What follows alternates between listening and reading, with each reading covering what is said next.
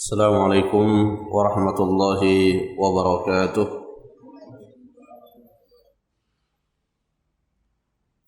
Alhamdulillahi rabbil alamin, wassalatu wassalamu ala asyrafil anbiya'i wal mursalin wa ala alihi wa ashabihi ajma'in. Asyhadu an la ilaha illallah wahdahu la syarika lah wa asyhadu anna Muhammadan abduhu wa rasuluh. Allahumma salli ala Muhammad وعلى آله وصحابته ومن سار على نهجه واهتدى بهديه واستنى بسنته إلى يوم القيامة. يا أيها الذين آمنوا اتقوا الله حق تقاته ولا تموتن إلا وأنتم مسلمون. أما بعد، معاشر المسلمين جماعة صلاة الصبح rahimani wa rahimakumullah. Alhamdulillah, pada kesempatan ini kita kembali melanjutkan kajian kita dalam kitab Taisirul Karimir Rahman fi Tafsir Kalamil Mannan.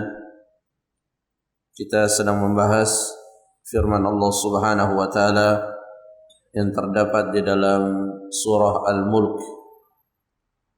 Surah Al-Mulk, seperti yang telah kita sampaikan, adalah surah Makkiyah yang mana tema utama di dalam surah ini adalah menjelaskan kebesaran Allah Subhanahu wa taala.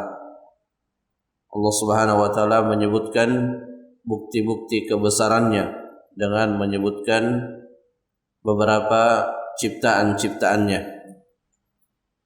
Dan pada hakikatnya, pada setiap ciptaan Allah Subhanahu wa taala, di sana kita bisa melihat dan merasakan tanda-tanda kebesarannya.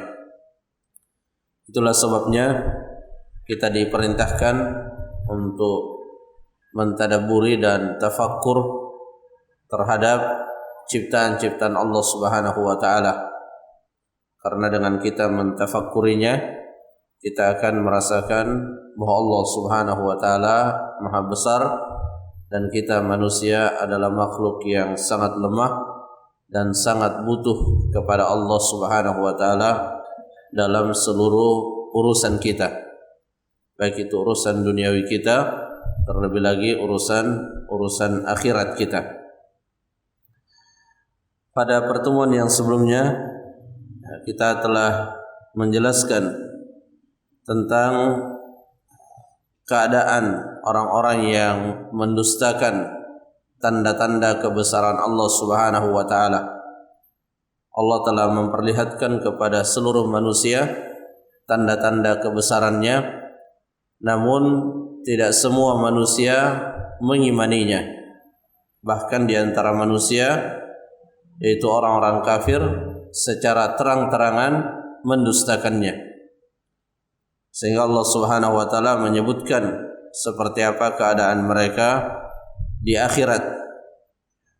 Allah Subhanahu wa taala berfirman pada ayat yang terakhir yang kita jelaskan, walilladzina kafaru birabbihim, dan bagi orang-orang yang kufur terhadap Tuhan mereka, adzabu jahannam, azab jahannam, siksaan neraka jahannam, wa bi'sal masir, dan jahannam itu adalah seburuk-buruk tempat kembali. Karena siapa saja yang masuk di dalamnya akan dihinakan, disiksa dan dihinakan. Dan sangat mendetail Allah Subhanahu wa taala menyebutkan bagaimana Allah mengazab orang-orang yang berada di dalam jahannam. Di antara yang Allah sebutkan pada ayat ini, idza ulqu fiha, jika dilemparkan ke dalam jahannam, sami'u laha syahiqan, maka orang-orang yang dilemparkan ke dalam neraka jahannam itu mendengar suara yang sangat menakutkan. Sami'u laha syahiqan wa hiya tafur, dan neraka jahannam itu mendidih. Dijelaskan oleh beberapa tabi'in, di antaranya Sufyan bin Uyainah, bahwa penghuni neraka jahanam di dalam neraka jahanam itu seperti biji-bijian yang dimasak di air yang sangat panas. Dia mendidih saking panasnya. Nah, seperti itulah salah satu keadaan yang dialami oleh orang-orang yang berada di dalam neraka jahanam. Nas'alullah as-salam. Kita selalu memohon kepada Allah keselamatan. Wa hiya tafur, dan neraka jahanam itu mendidih. Kemudian ayat yang selanjutnya masih berkaitan dengan penjelasan betapa dahsyatnya dan betapa mengerikannya siksaan Allah di dalam neraka jahanam.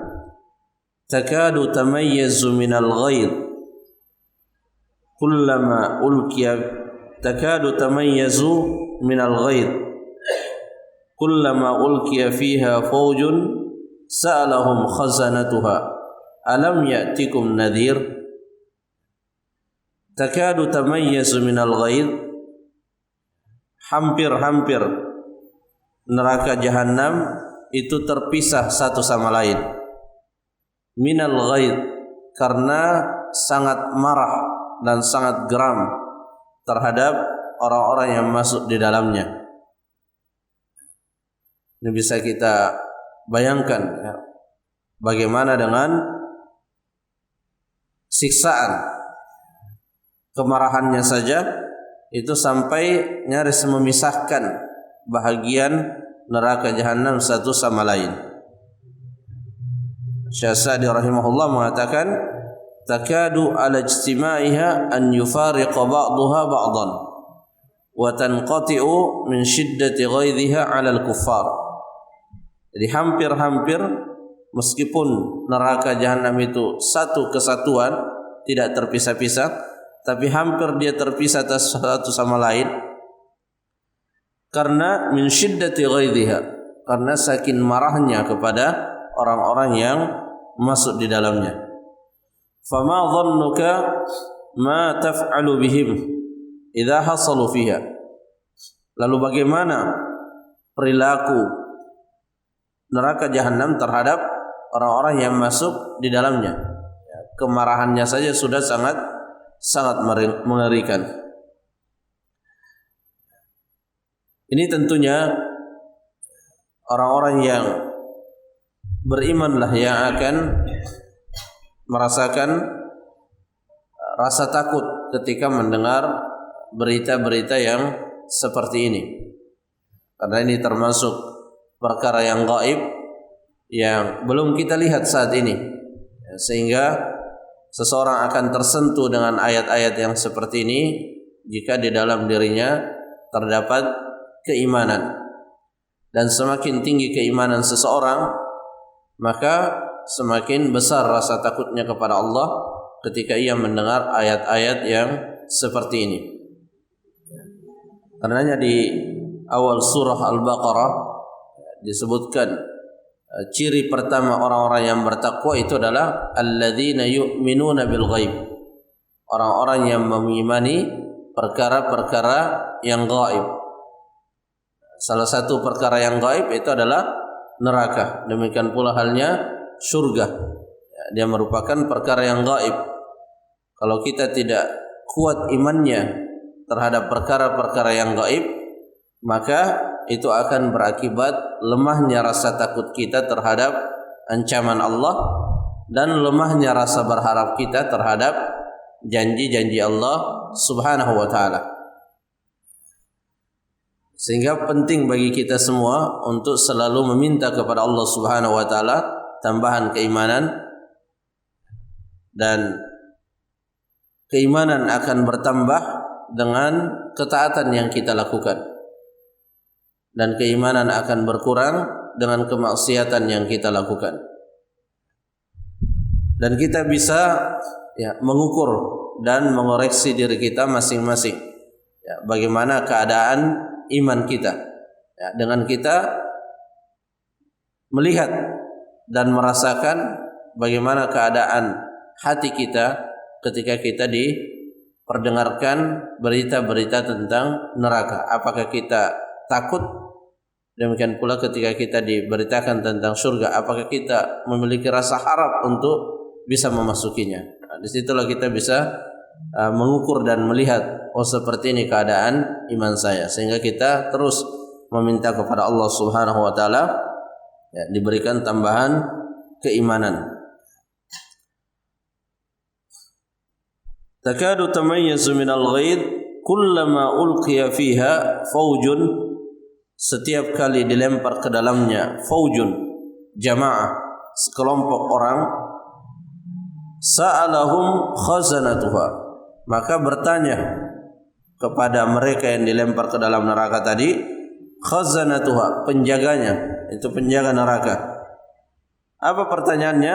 Alam ya'tikum nadhir, bukankah telah datang kepada kalian pemberi peringatan, yaitu para nabi dan rasul. Al-Hafidz Ibnu Katsir rahimahullah ketika menjelaskan ayat ini, beliau mengatakan bahwa Allah Subhanahu wa taala melalui ayat ini menunjukkan keadilan Allah Subhanahu wa taala kepada mereka, di mana Allah tidak menyiksa siapapun kecuali telah sampai kepada mereka peringatan. Dan hal ini Allah tegaskan di dalam surah yang lain, yaitu salah satunya di surah Al-Isra, wa ma kunna mu'adzibina hatta nab'atha rasula, dan kami tidak mengazab sampai kami telah mengutus kepada mereka rasul, sampai peringatan itu telah didapatkan oleh orang-orang yang berhak untuk mendapatkan peringatan. Nah, dalam kajian tauhid atau dalam kajian akidah, orang-orang yang hidup antara diutusnya satu rasul dengan rasul yang berikutnya, itu sebagian di antara mereka dikategorikan sebagai ahlul fatrah, orang-orang yang di akhirat nantinya akan mendapatkan ujian khusus dari Allah Subhanahu wa taala, karena ada kemungkinan peringatan itu tidak sampai kepada mereka. Dan ini menunjukkan betapa adilnya Allah Subhanahu wa taala. Sehingga bagi kita orang-orang beriman, betapapun takdir itu buruk menimpa diri kita, maka kita tidak boleh berburuk sangka kepada Allah Subhanahu wa taala. Yang dituntut dari kita justru sebaliknya, selalu berbaik sangka kepada Allah Subhanahu wa taala. Meskipun yang kita rasakan, yang kita alami itu adalah hal-hal yang buruk bagi kita. Karena Allah Subhanahu wa taala terkadang ingin memberikan kebaikan kepada hambanya melalui hal-hal yang buruk itu. Seseorang terkadang diperingatkan oleh Allah Subhanahu wa taala supaya kembali ke jalan Allah melalui musibah. Allah Subhanahu wa taala berfirman dalam Al-Qur'an, "Wa lanudhiqannahum minal adzabil adna dunal adzabil akbar la'allahum yarji'un." Dan sungguh benar-benar kami akan merasakan kepada mereka al-adzabul adna, siksaan yang lebih rendah, itu siksaan di dunia, sebelum mereka disiksa di akhirat dengan siksaan yang besar. Supaya apa? La'allahum yarji'un, supaya mereka kembali kepada Allah Subhanahu wa taala.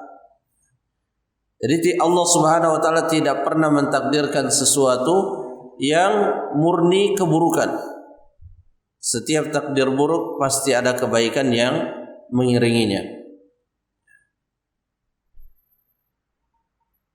Dan ketika Allah Subhanahu wa taala mentakdirkan sesuatu yang buruk, kita akan mendapatkan kebaikan dari yang buruk itu kalau kita menghadapinya sesuai dengan apa yang dituntunkan oleh Rasulullah Muhammad sallallahu alaihi wasallam.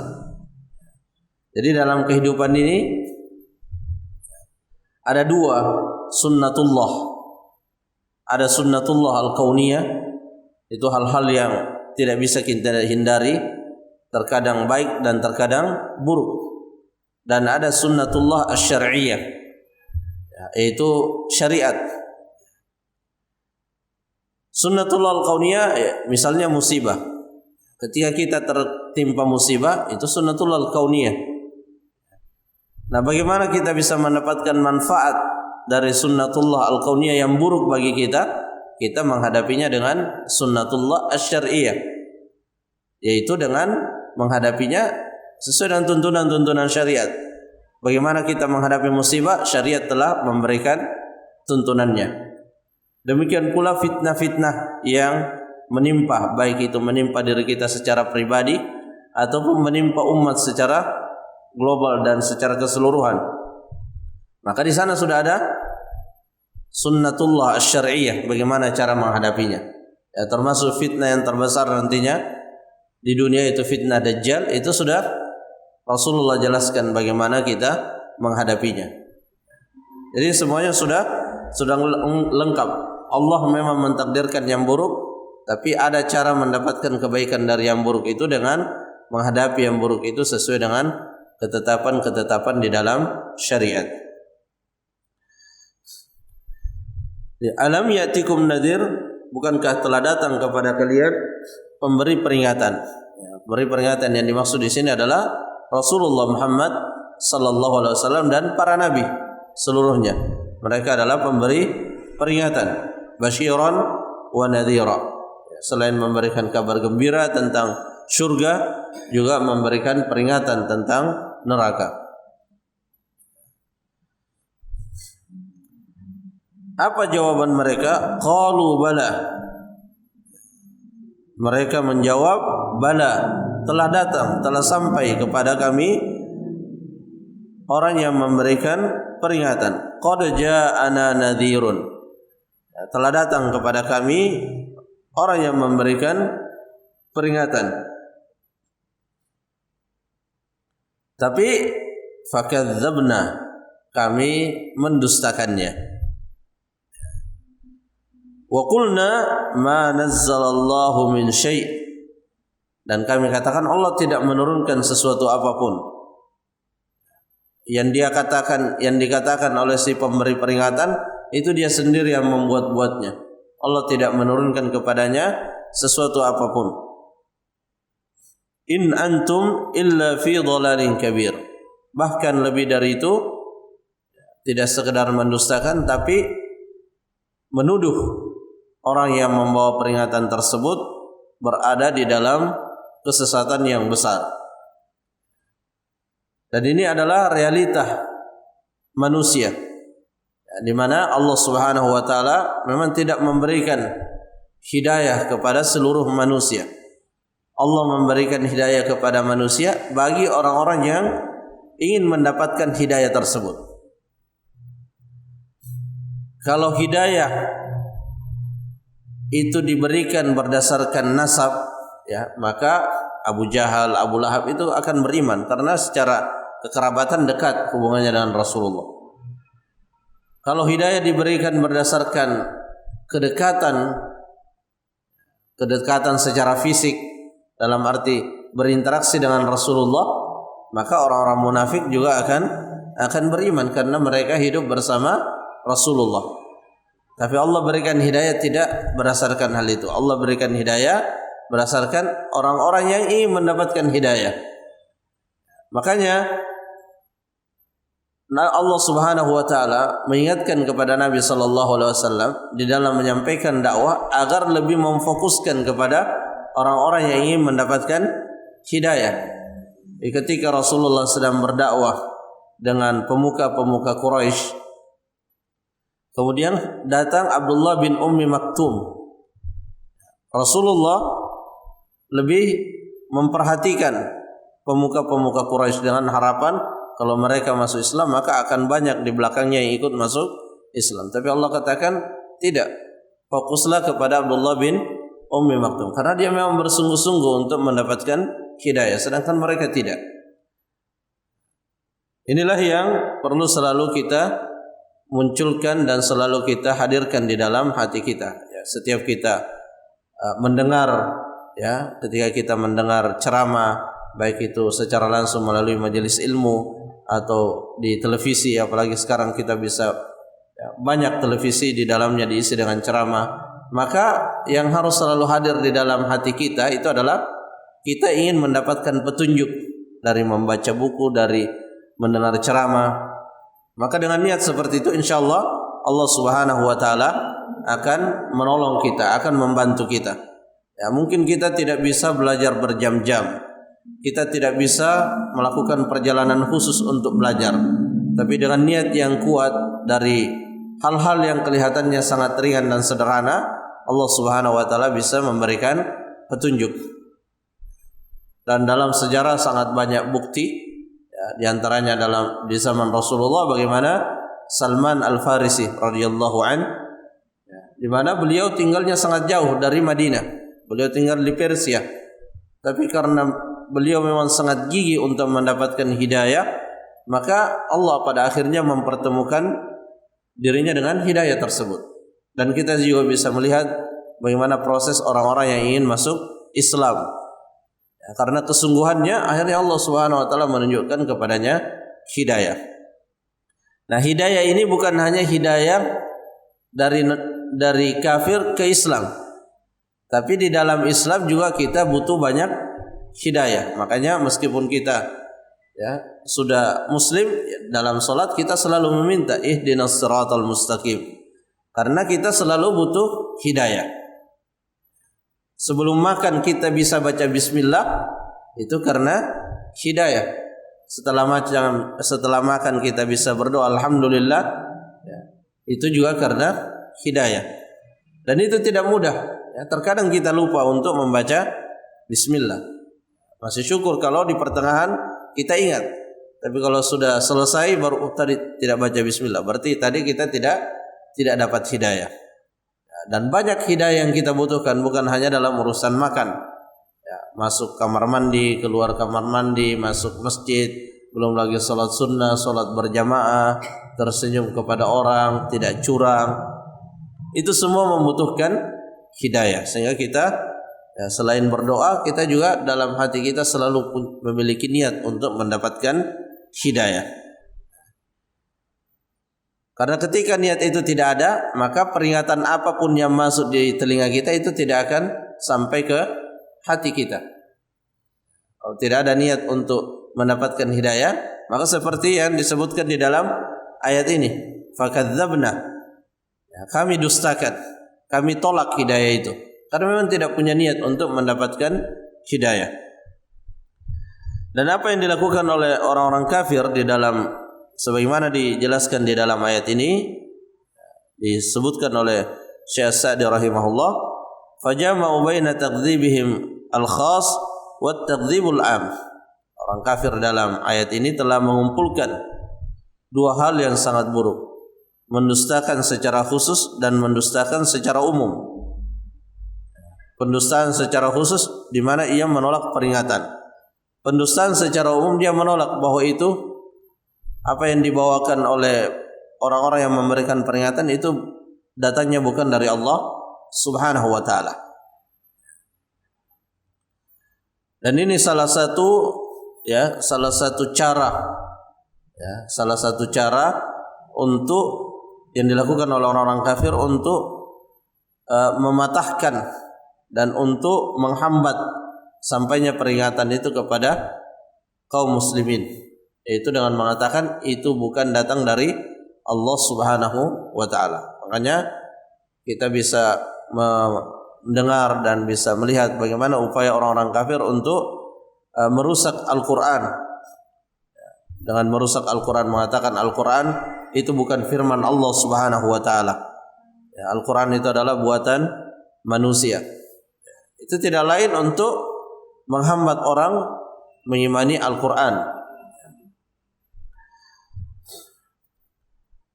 Walam yakfihim dzalik, bahkan tidak cukup hanya itu saja, hatta a'lanu bidhalalir rusul, hingga mereka mengumumkan kesesatan para rasul.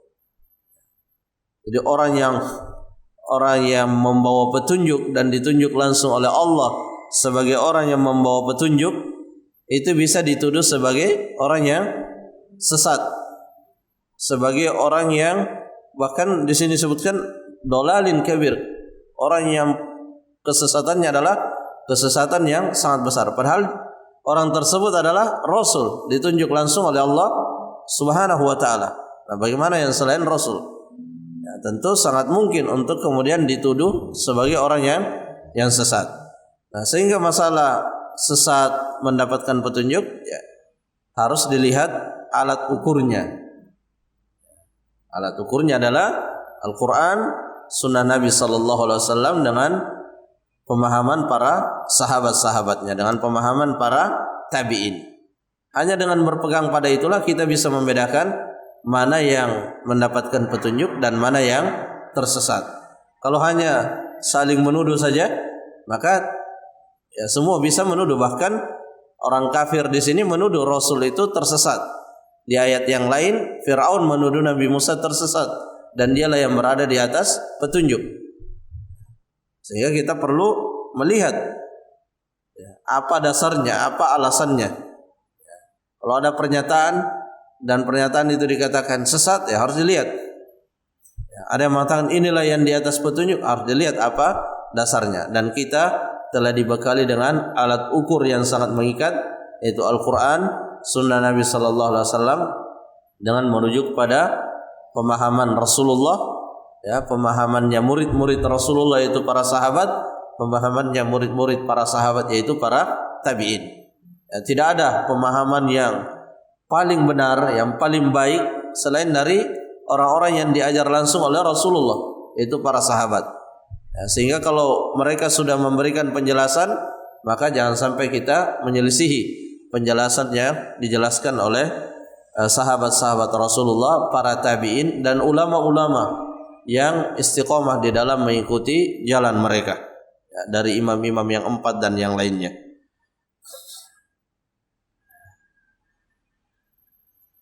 Wa qalu law kunna nasma'u aw na'qilu ma kunna fi ashabis sa'ir. Dan mereka mengatakan, orang-orang kafir mengatakan, dan ini adalah pengakuan, law kunna nasma'u, sekiranya kami mendengar, au na'qilu, atau kami memahami, ya, maksudnya mendengar ayat-ayat Allah dan memahaminya, ma kunna fi ashabis sa'ir, maka kami tidak akan berada di dalam neraka sa'ir. Jadi pendengaran dan pemahaman ini adalah dua fasilitas penting yang Allah berikan kepada manusia untuk bisa memahami dan menerima petunjuk. Tapi ada yang tidak menggunakannya. Jadi pendengaran dan akal, ya, pendengaran dan akal itu tidak cukup untuk mendapatkan petunjuk. Dia harus membaca ayat-ayat Al-Quran dan hadis-hadis Nabi Sallallahu Alaihi Wasallam, penjelasan-penjelasan para ulama. Jadi tidak bisa akal secara mandiri untuk kemudian bisa membedakan yang baik dengan yang benar. Harus dibantu dengan, harus merujuk kepada Al-Quran dan Sunnah Nabi Sallallahu Alaihi Wasallam. Jamaah rahimakumullah, mungkin ini yang bisa disampaikan. Semoga bermanfaat. Wallahu ta'ala a'lam bissawab. Subhanakallahumma rabbana wa bihamdik, asyhadu an la ilaha illa anta, astaghfiruka wa atubu ilaik. Assalamualaikum warahmatullahi wabarakatuh.